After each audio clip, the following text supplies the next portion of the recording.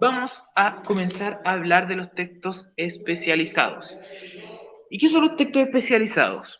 Recuerden, también son textos expositivos, ¿ya? Porque teníamos dos tipos de los expositivos. Teníamos expositivos divulgativos, que vimos ayer, y expositivos especializados, que los veremos ahora. Los especializados tienen un vocabulario y tienen una terminología bien específica, ¿ya? Si un texto es especializado, ahí no necesita una definición de algo. Ahí podemos usar palabras raras, palabras extrañas, palabras científicas, palabras que las personas a lo mejor no manejen mucho. ¿Por qué? Porque están orientados a otro tipo de personas, a personas con otro conocimiento en su mente. Van variando siempre de acuerdo a la temática, pero siempre se mantiene que para entender un texto especializado hay que saber mucho sobre la materia. Ya, por ejemplo, el texto que estaba haciendo la compañera del cacao, vamos a volver con lo del cacao, nos sirve a todos, ya nos sirve porque nos explica, oye, esto es un superalimento por todas estas razones. ¿Ya? Genial. Ahora, si estuviéramos hablando del cacao o si el texto fuera escrito por un químico o por un biólogo que nos explica la estructura biológica del cacao y por qué eso activa nuestras células, ahí sería especializado. ¿Por qué? Porque tendría un montón de palabras raritas que no vamos a estar entendiendo. El texto especializado también tiene características, que son características bien diferentes al divulgativo. ¿Ya? Primero, y la que más se parece es que también hay una intención comunicativa y también tiene la intención de enseñar algo, ¿ya? Tiene la intención de informarle algo al público, un tema concreto, ¿ya? Pero estos temas son temas distintos. Tanto en divulgativo como el especializado alumnos tiene la intención de enseñarle algo a alguien.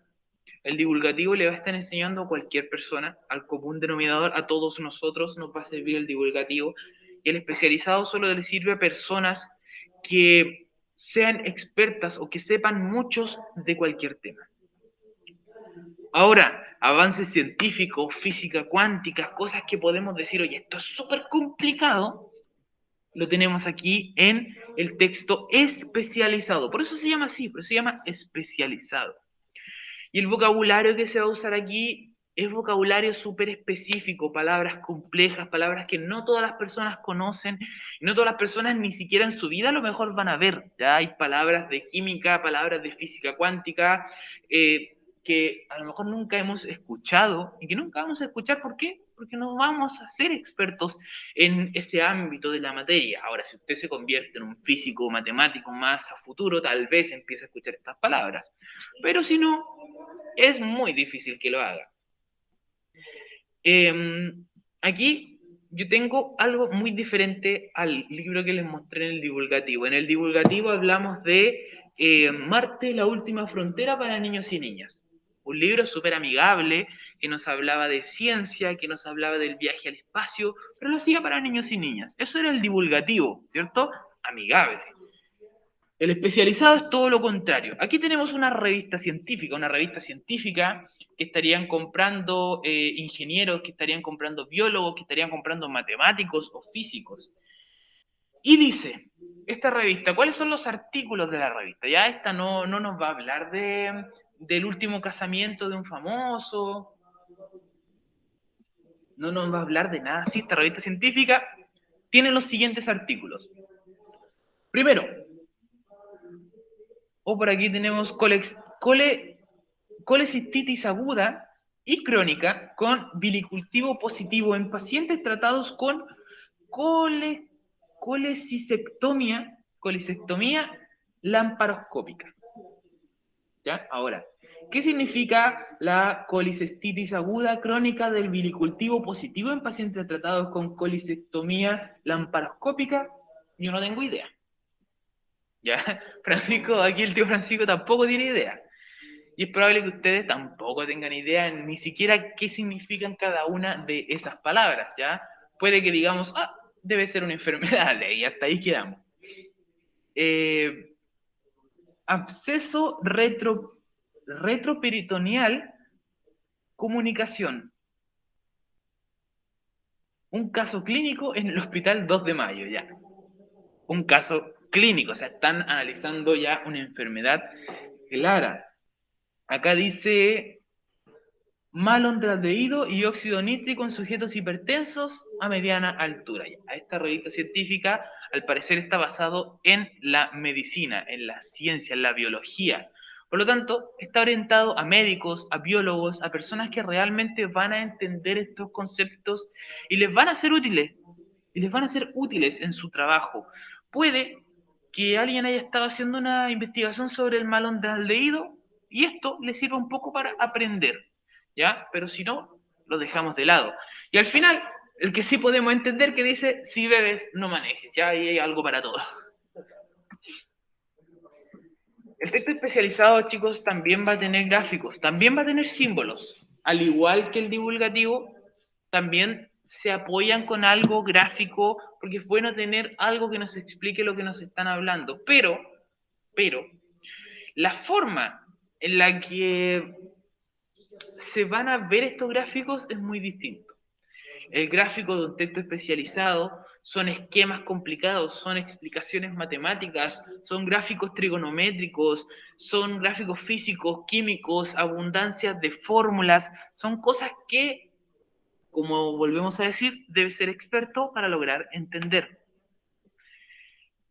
Y lo otro que también se parece es la objetividad, ¿ya? La objetividad, como ya hemos dicho un montón de veces y venimos diciendo desde las noticias, es algo que se debe mantener en estos textos. Hay que ser objetivo. Al menos en eso, todos los que mandaron su tarea, todos estaban bien desde el punto de la objetividad, que es algo que debemos tener cuidado, no dar nuestra opinión. Ya no podemos decir, yo creo que esto es importante, yo creo que esto nos haría bien para la salud. No sirve, no sirve. Debe decir, esto hace bien, ¿por qué? ¿Por cuál? ¿Ya? Debe responder todas las preguntas que se van a hacer. No debe generar más preguntas. Los textos especializados también tienen una definición extraña y nosotros la podemos entender como textos altamente especializados, especializados muy elevados, especializados elevados y especializados de menor nivel. Ahora, la mayoría de nosotros, la mayoría de los seres humanos, no vamos a entender ninguno de estos, ¿ya? Es probable que logremos llegar a estos que dicen especializados de menor nivel y de ahí para arriba se requieren hartos años de estudio para empezar a poder descifrarlos. Los textos altamente especializados tienen matemática pura, tienen física nuclear, tienen biotecnología, ya estas personas que trabajan con el ADN, a lo mejor los que trabajaron haciendo las vacunas para el COVID, estaban constantemente leyendo y desarrollando textos altamente especializados. Porque para generar una vacuna, me imagino que se debe tener un conocimiento de biotecnología, pero enorme, ¿ya? No creo que sea como hacer el huevito en la mañana. Entonces, esto es un texto altamente especializado. Después empiezan a bajar un poquito el nivel y dicen muy elevados. Y estos tienen o están hechos por científicos, para técnicos científicos, y están producidos en ciencias experimentales, ¿ya? Aquí también puede ser biología, también puede ser ciencia, pero no es una ciencia tan compleja como biotecnología o física nuclear, ¿ya? Recordemos, un físico nuclear hace mal un cálculo, explota una ciudad entera. ¿Ya? O sea, hay un nivel de importancia en el trabajo enorme, ¿ya? Y de presión enorme también, me imagino. Luego vienen los textos especializados elevados, que aquí vendría a ser dirigidos también para científicos. Todo esto tiene como el científico muy metido, ¿ah? Directores científicos, técnicos. El lenguaje aquí es un poquito más natural, sigue terminología científica, pero es un poco más natural, ¿ya? Y tiene un poco más de sentido para las personas que están ya metiéndose en este ámbito científico. Aquí podríamos decir alguien que esté terminando la carrera de medicina, podría llegar a un texto especializado elevado de una. Ya alguien que ya es médico recién puede que los entienda.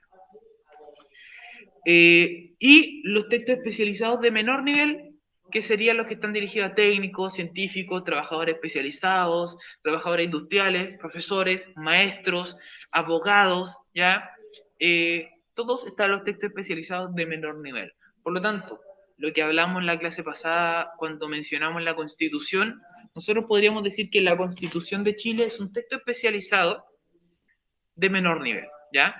Es difícil de entender, pero no es imposible de entender. Si usted se pone así con el suficiente ánimo en su vida, en su día a día para entenderlo, lo va a lograr entender. ¿Es difícil? Sí, pero no es imposible. ¿Por qué? Porque es uno de los textos especializados que son los más simples dentro de lo que puede llegar a ser un texto especializado. Ahora, un pequeño ejemplo de texto especializado es este que está acá, que se los voy a leer. ¿Qué dice este texto? Dice, en la terminología matemática moderna, podemos referirnos al infinito potencial de Aristóteles si usamos una unidad de medida U y hacemos uso de la propiedad arquimediana para indicar que cualquier cantidad m positiva es posible encontrar un número natural k, de manera que al superponer k veces la unidad de U, se tiene que ku es mayor o igual a m. De esta forma, al tomar valores m cada vez mayores, es posible crear un proceso que tienda al infinito. Otra manera de ver el infinito potencial es considerar que la unidad U, representada como un segmento de recta, y considerar el proceso de división en el punto medio para obtener una cantidad infinita de segmentos contenida en la unidad. Una vez se continúa indefinidamente el proceso de división, esta idea fue la que produjo la paradoja de Zenón. ¿Ya? ¿Entendieron el texto? Lo que acabo de leer. ¿Hay alguien que haya logrado decir, uy, sí, la paradoja de Zenón?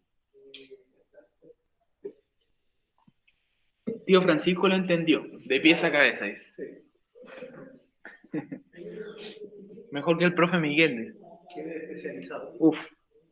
Ya, eso es un texto especializado. Si lo leemos así, es como chino, la verdad. Ya es como leer otro idioma incluso.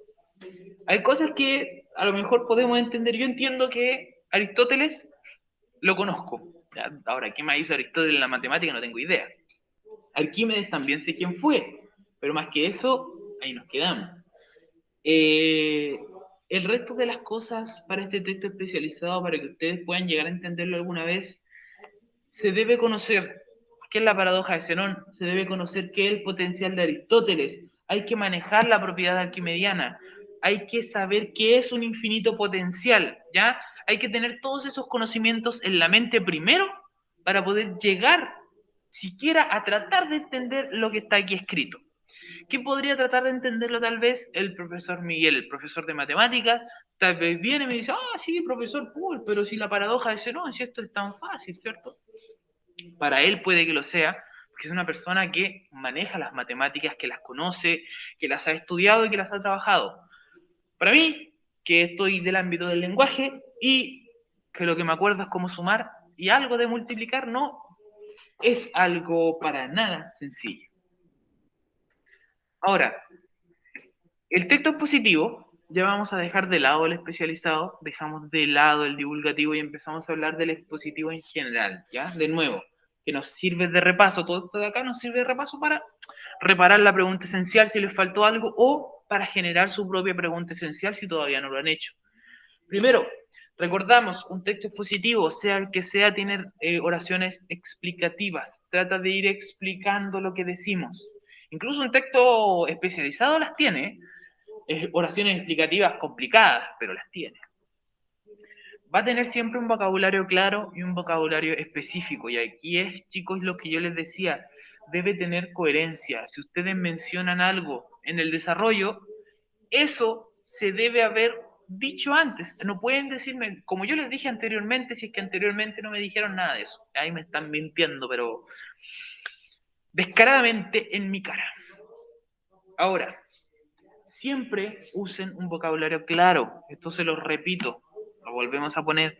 Usen palabras comunes y corrientes, no traten de buscar palabras complicadas por aquí y por allá. Si en su búsqueda del conocimiento, en su búsqueda de esta materia que quieren expresar, encontrar una palabra rara y usted no la conoce, lo más probable es que la persona a la quien le va a compartir este texto tampoco la conozca. Por lo tanto, dése el tiempito de buscarla, por lo menos leer cuál es el significado y explicarlo de una forma simple. Tampoco copie y pegue el significado del diccionario, sino que deme un significado simple. Eh, Consideren siempre el receptor, chicos, y esto es extremadamente importante. El receptor, la persona a la que va dirigida el mensaje, es nuestra persona más importante en una situación comunicativa expositiva. Nosotros pensamos, oye, ¿a quién va dirigido este texto? ¿Va dirigido a un niño de tercero básico? ¿Va dirigido a un adulto? ¿Va dirigido a alguien que no tiene idea de la materia? ¿O va dirigido a un científico que ya lleva 15 años trabajando en eso? Piensen quién es su receptor. Para este trabajo, usted debe pensar que su receptor es un común. Puede ser su compañero de clase. Su compañero de clase, ¿qué conocimientos va a tener? Casi los mismos conocimientos que tiene usted. Pero tiene que pensar también, si usted lleva tiempo metido en este campo, metido haciendo este pasatiempo, hay cosas que la gente no va a tener idea cómo se llaman. Y ahí tiene que irlas explicando. Incorporar elementos icónicos sirve mucho. Incorporar imágenes para mostrar distintas cosas cuando es muy difícil. Usar esquemas, usar estas flechitas que sirven de vez en cuando. En otro curso, una compañera estuvo hablando de los primeros bordados que existieron. ¿Ya? Hizo un texto sobre el bordado y cómo empezó el bordado en nuestra sociedad. Y para esto usó una imagen de un bordado antiguo, que era un poco diferente a lo que son los bordados hoy en día, al menos lo que yo he visto cuando he visto bordados que se bordan como pajaritos y esas cosas, el bordado antiguo era algo diferente. Entonces puso la imagen para que nos diéramos una imagen mental también de lo que estaba hablando. Y la descripción sirve mucho. Aunque ustedes se pasen una o dos líneas describiendo cualquier cosa simple, háganlo. Sirve mucho. Incluso describir la forma correcta de desatornillar algo sirve para evitar que la persona ruede el tornillo. Así que tómense su tiempo. Ahora, ¿cuál de estas alternativas ustedes podrían decir que es la correcta? Que dice, un texto expositivo busca el siguiente efecto en el receptor. ¿Qué efecto busca el texto expositivo?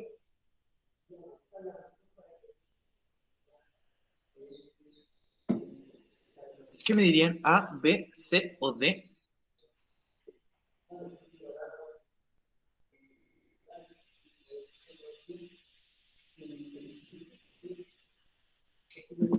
¿O nadie se atreve?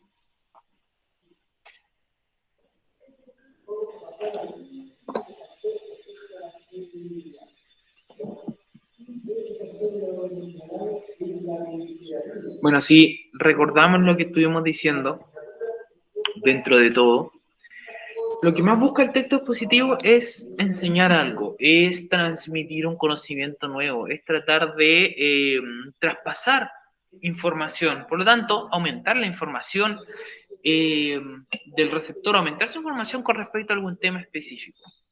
¿Ya?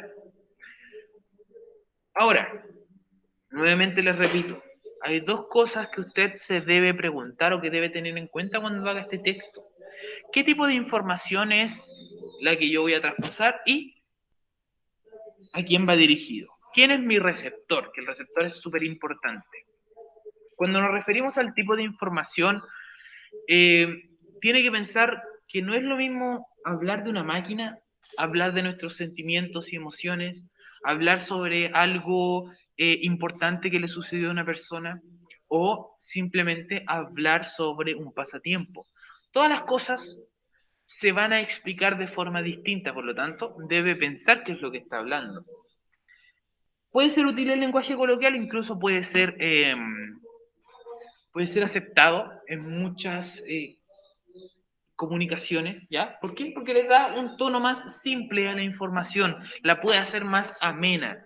Ahora, hay otros ámbitos donde solo se debe hablar con terminología técnica. Si estamos en el trabajo, estamos dando una charla importante a otros científicos, se usa generalmente mucho más la terminología técnica.